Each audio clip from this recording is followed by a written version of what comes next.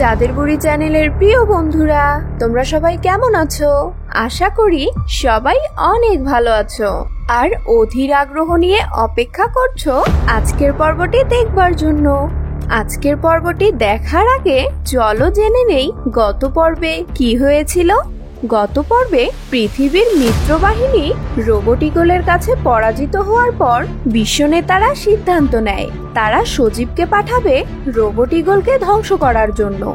আর সেজন্যই সজীবকে বিশেষ শক্তি সম্পন্ন রোবোটিক স্যুট পরিয়ে দেয়া হয়। এরপর সজীব ও রোবট ঈগলের মধ্যে হয় এক ভয়ঙ্কর যুদ্ধ। সেই যুদ্ধে রোবট ঈগল ধ্বংস হয়ে যায়, কিন্তু সেখানে চলে আসে প্রফেসর ব্যাডের নতুন আবিষ্কার রোবট ফড়িং। রোবট ফড়িং তার পাওয়ারের সাহায্যে সজীবকে ছোট্ট লিলিপুট বানিয়ে দেয়। তো বন্ধুরা, চলো তাহলে দেখে আসি আজকের পর্বে সেখানে কি হতে চলেছে।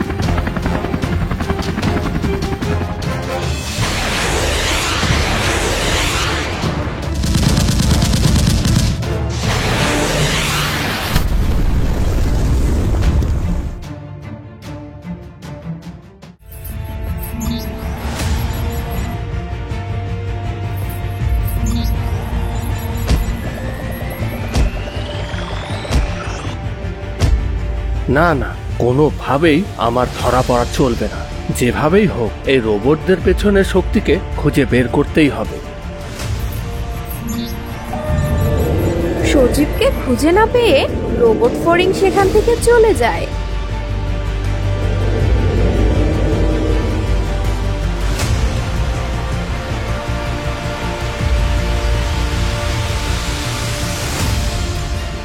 আরে এটা কি? এই হার্ড ডিস্কে নিশ্চয়ই কোনো তথ্য পাবো আমি। এই রোবট কে বানিয়েছে, কে এদের অপারেট করছে, সব জানা যাবে এই হার্ড ডিস্কের সাহায্যে। কিন্তু তার আগে আমাকে আগের মতো স্বাভাবিক হতে হবে। রোবট ফড়িং চলে যাওয়ার পর ছোট্ট সজীব রোবট ঈগলের ভিতর থেকে বাইরে বেরিয়ে আসে।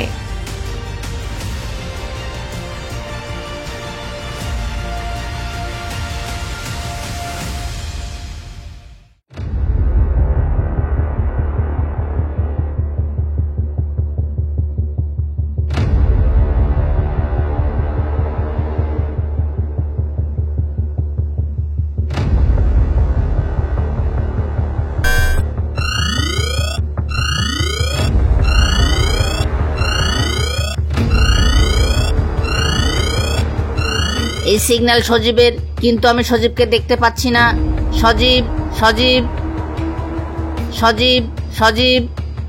ম্যাজিক্যাল কার, এই যে আমি এখানে। ম্যাজিক্যাল কার আমার কথা কোনোভাবেই শুনতে পাচ্ছে না, আবার ম্যাজিক্যাল কারের আওয়াজ আমার কানে এসে আঘাত করছে। সজীব, সজীব।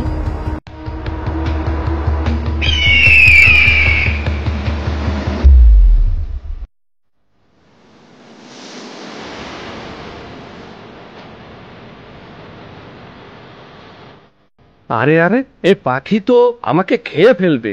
কি করা যায়?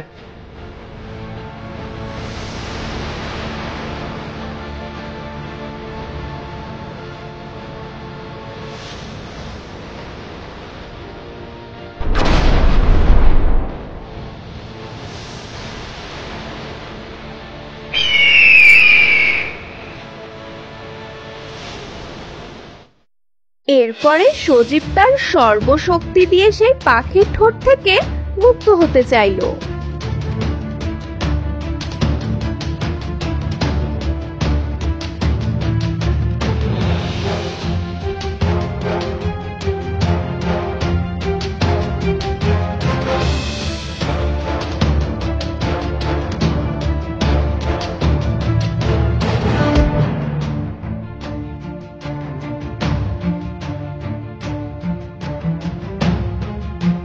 ভাগ্যিস ফুলের উপরে পড়েছি, নইলে হারাড্ডি সব গুঁড়ো হয়ে যেত। কিন্তু এখন আমি ম্যাজিক্যাল কারের কাছে ফিরবো কিভাবে? ম্যাজিক্যাল কারের সাহায্য ছাড়া আমি তো আর আগের অবস্থায় ফিরতে পারবো না। সজীব, সজীব,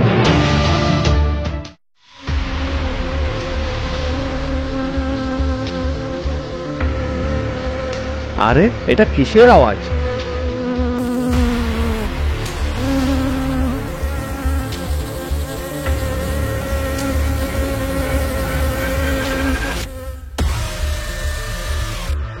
আরে, এ তো দেখছি একটা ভ্রমর।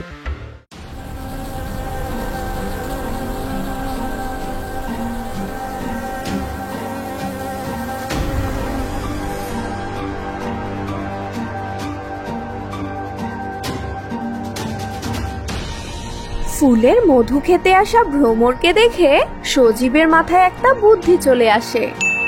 Yes, idea! এই ভ্রমরের সাহায্য নিয়ে আমাকে ম্যাজিক্যাল কারের কাছে পৌঁছাতে হবে।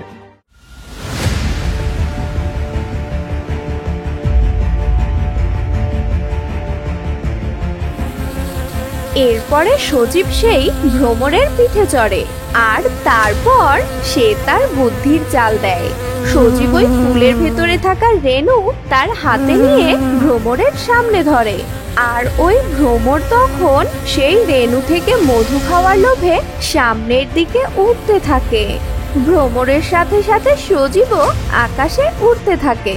যেভাবেই হোক সজীব তার ম্যাজিক্যাল কারের কাছে পৌঁছাতে চায়।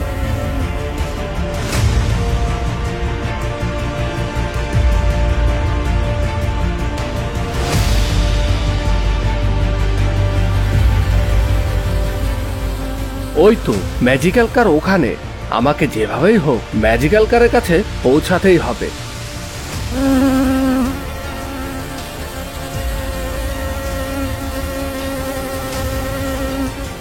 আরে, এ তো দেখছি সজীব।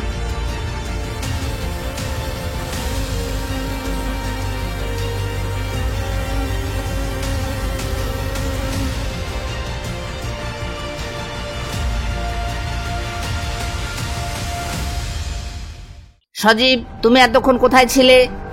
ম্যাজিক্যাল কার, দ্রুত চলো। সজীব, আমরা এখন কোথায় যাব? ম্যাজিক্যাল কার, দ্রুত আমাদের সায়েন্টিস্টদের কাছে নিয়ে চলো। আমি ওই রোবট ইগলের ভিতরে একটা হার্ড ডিস্ক দেখতে পেয়েছি। সেটার ভিতরে নিশ্চয় আমরা অনেক তথ্য পাবো। কারা রয়েছে এই রোবট ষড়যন্ত্রের পিছনে। তবে তার আগে আমাকে আগের মতো হতে হবে। তুমি একদম ঠিক বলেছ সজীব। এই হার্ড ডিস্ক ডিকোড করলেই আমরা এই রোবট ষড়যন্ত্রের পিছনে থাকা ব্যক্তিকে খুঁজে বের করতে পারবো। কিন্তু সজীব, আমাদের সায়েন্টিস্টরা কি তোমাকে আগের অবস্থায় ফিরিয়ে আনতে পারবে? আমি ঠিক জানি না, তবে এতটুকু জানি যেভাবেই হোক আমাকে আগের অবস্থায় ফিরতে হবে। তবেই আমি রোবট ষড়যন্ত্রের বিনাশ করতে পারবো।